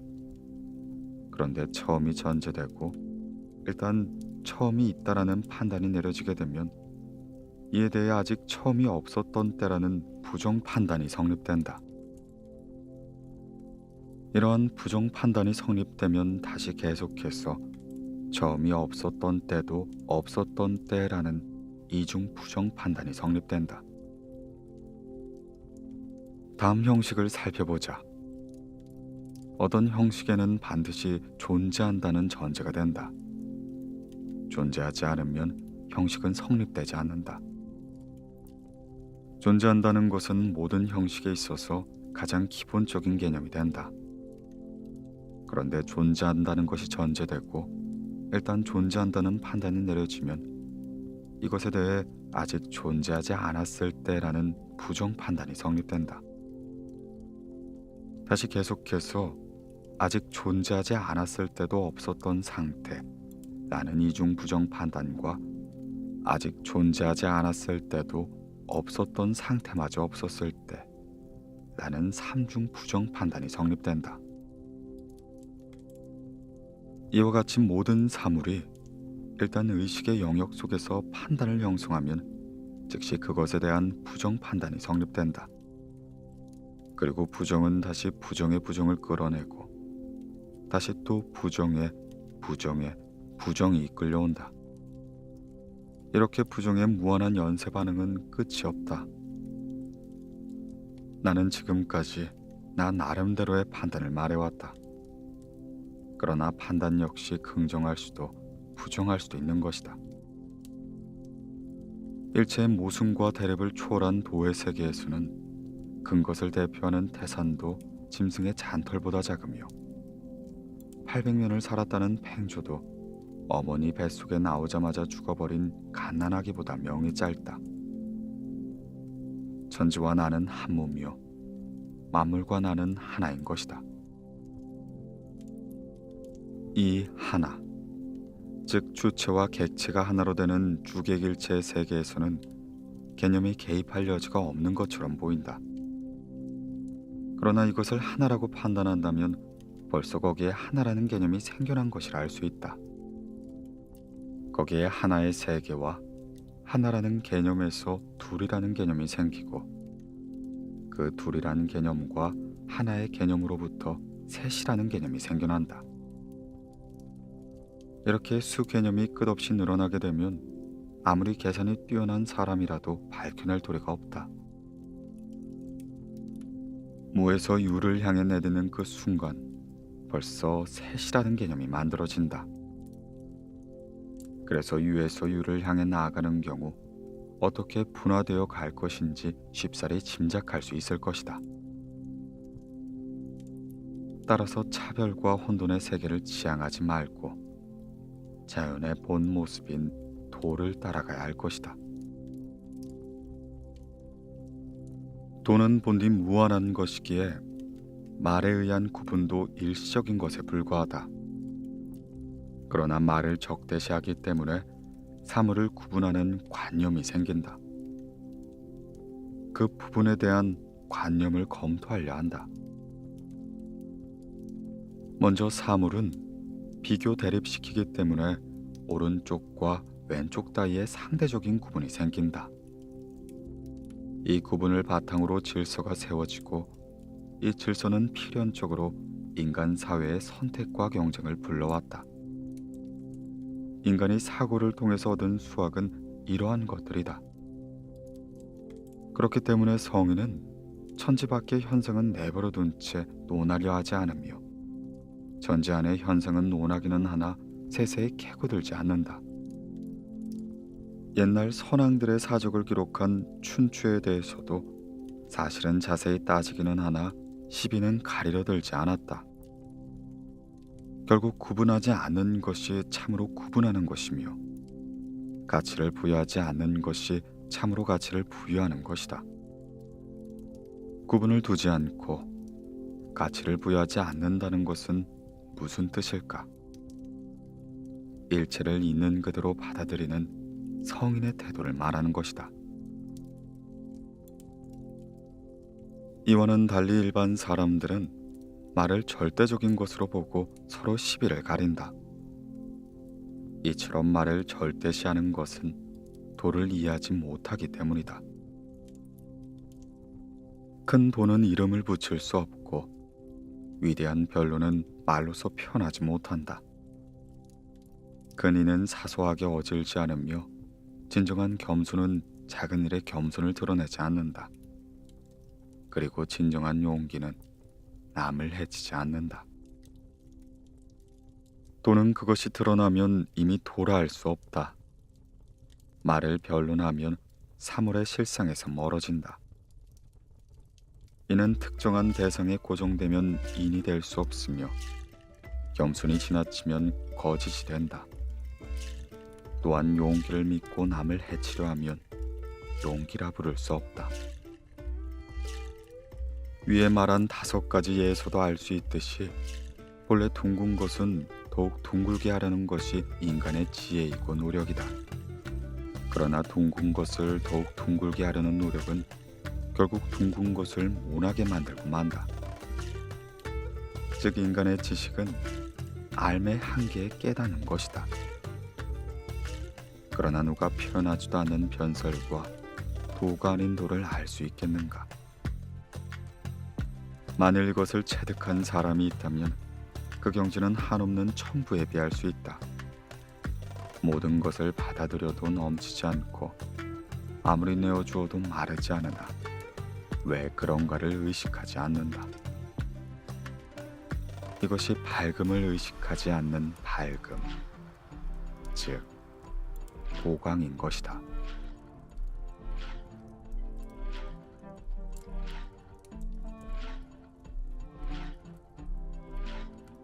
순의 반전론. 옛날에 요가 순에게 물었다. 나는 종과 회와 서울을 치고자 한다. 전제의 자리에 있으면서 석연치 못하니 그 까닭이 무엇이겠느냐? 순이 대답했다. 저들 셋은 아직도 쑥대 사이에 살고 있습니다. 서겹지 못한 것은 어째서입니까? 옛날엔 10개의 해가 함께 떠서야 만물을 다 비추었다고 합니다. 하물며 그 해보다 덕이 뛰어나신데 말씀입니다.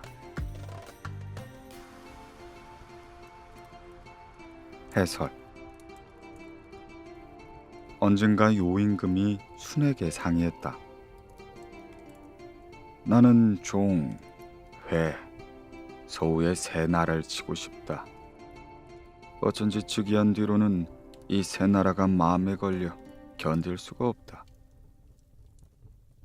그 세 나라는 미개한 야만국입니다. 그러나 우리와 풍속이나 습관이 다르다고 해서 공연히 그들을 못마땅하게 생각할 필요는 없지 않겠습니까? 그들은 그들 나름대로 현 상태에 만족해하며 살아가고 있습니다. 옛날엔 해가 하늘에 10개나 떠서야 만물을 비출 수 있었다고 합니다. 그 태양도 미치지 못할 만큼 위대한 덕을 갖추신 임금님께서 구태여 무력을 쓰려 하십니까?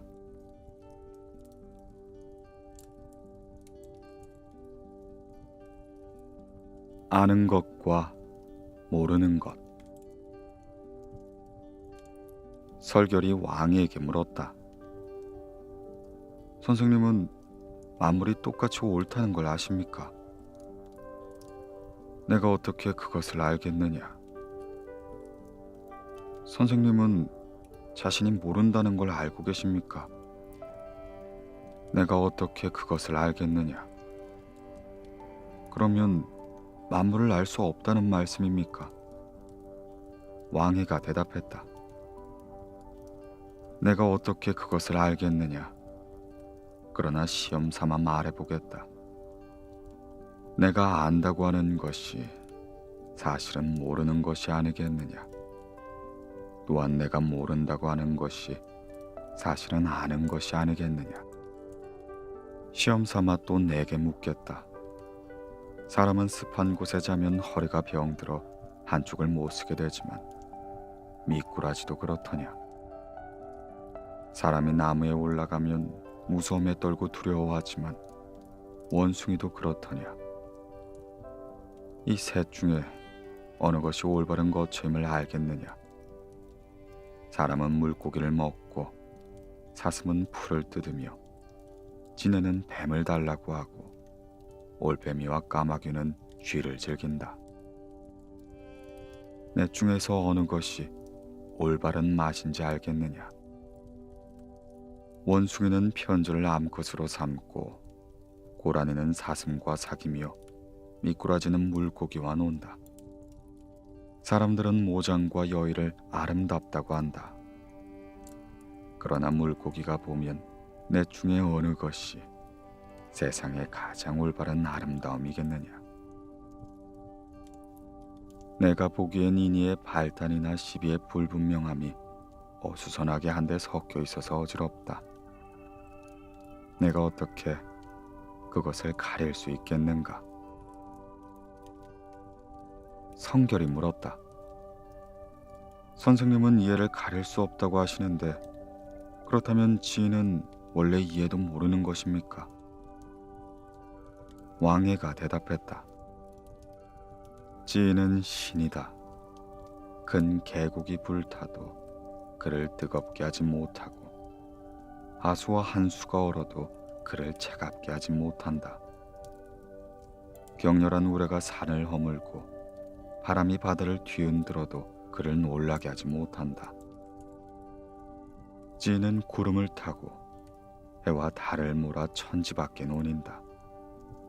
생사도 그를 변하게 할 수 없는데 하물며 이해를 따지겠느냐?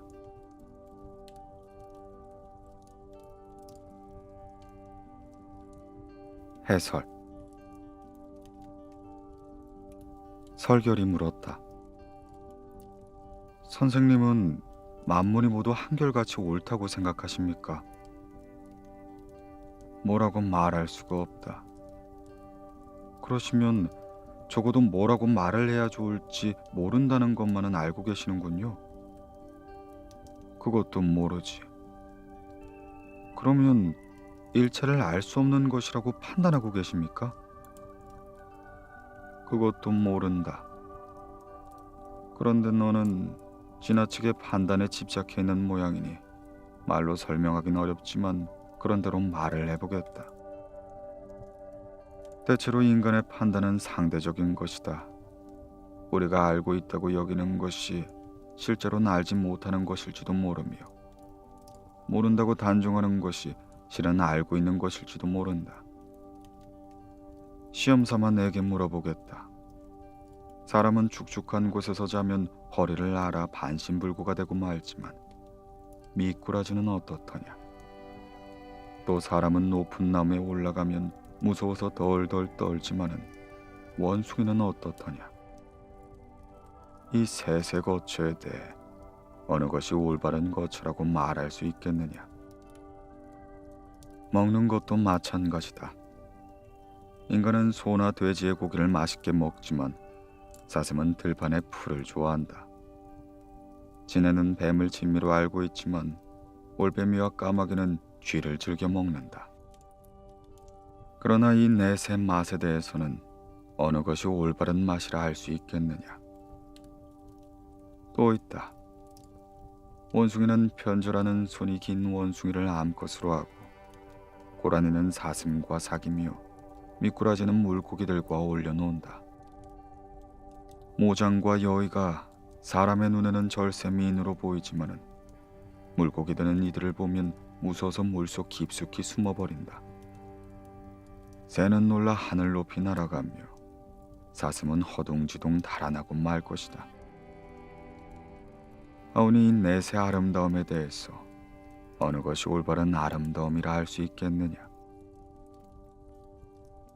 내가 보기에는 인을 논하고 시비를 가리는 것이 애매하기만 하니 어떻게 구분할 도리가 있겠느냐? 선생님은 시비나 이해를 가릴 수 없다고 하십니다. 그럼 도에 도달한 사람은 원래 이해 같은 걸 모르는 존재입니까? 도에 도달한 사람은 영묘한 존재다. 큰 계곡이 불타도 뜨거움을 모르고 큰 강물이 얼어붙어도 추운 것을 모른다. 산을 가를 듯한 우레나 바다를 뒤집을 듯한 폭풍에도 놀라지 않는다. 도에 도달한 사람은 구름을 타고 해와 달을 몰아 이 세상 밖에서 노닌다. 그의 몸이 생사를 초월해 있는데 하물며 하찮은 이의 득실을 따지겠느냐.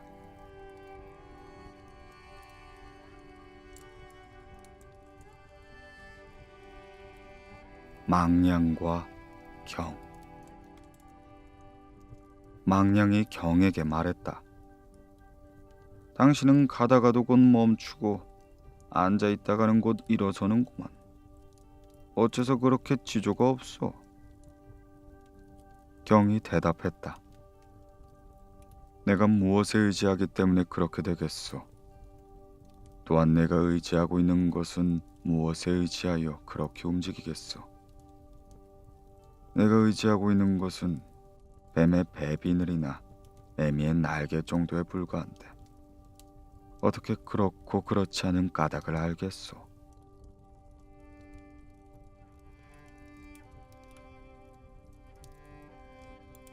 꿈의 나비가 되다. 어느 날 장주는 꿈의 나비가 되었다.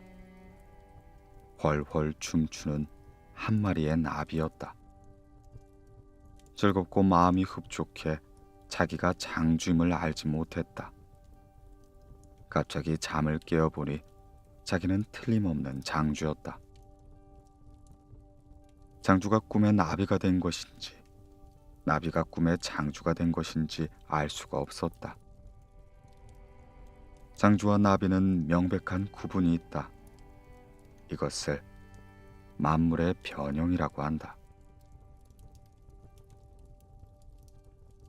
해설. 어느 날 장주는 꿈의 나비가 되었다. 마음껏 하늘을 날아다니며 자기가 장주임을 전혀 모르고 있었다. 그러나 문득 눈을 떠보니 자기는 틀림없는 인간 장주였다. 장주가 나비의 꿈을 꾼 것인가? 아니면 나비가 장주의 꿈을 꾼 것인가? 그 모양으로 볼 때 장주와 나비는 분명히 별개의 것이다. 그러나 그들도 만물의 무한한 변화 속에서는 한 양상에 불과한 것이다.